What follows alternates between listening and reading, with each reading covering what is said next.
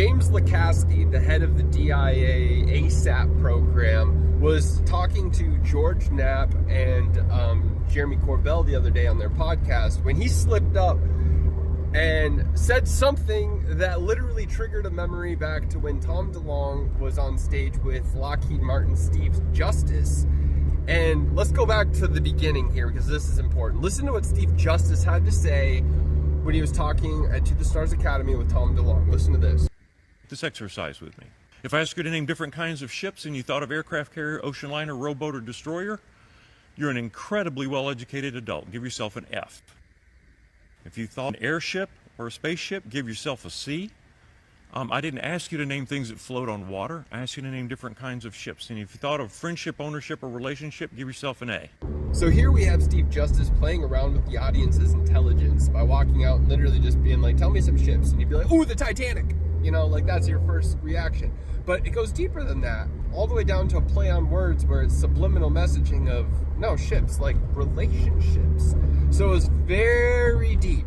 And when I first heard that, nothing clicked. And now, years later, I was watching Jeremy Corbell and George Knapp talk and listen to what came about this story here. Listen to this. You're officially allowed to tell us that the United States government has in its possession a craft of unknown origin and you were able to access the inside. Is that correct?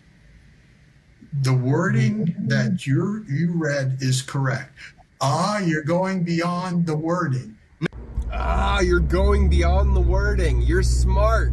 No, I'm not. I'm asking you, did that meeting happen? Oh, you're not so smart. Whoops. True. And it's true. Yes. Yes. Okay, so you're telling us, you told us because you were allowed to tell us that our government has a UFO in its possession and has been able to access the inside of it, right? Yes. Yes. How quickly did he say that? Boy, he knows he done screwed up. But he stopped himself. And Jeremy, in that interview, attempted multiple times, same with George Knapp, to get to the bottom of what he exactly was talking about, but never could. And he, later on, that guy ends up pointing to his book and saying, oh, the information's in the book, blah, blah, blah. The information is within the words.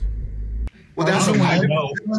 I was allowed to tell you. Let me show the back of the book. This is. I know. But hold up, George. Will you translate, George? All right, let's try another tack. How do we know it's a craft and not a doorstop? We accessed it. It has no engine. It has no wings. No fuel. It doesn't. We don't know that it travels. Do we know it's a craft or it's just a rock?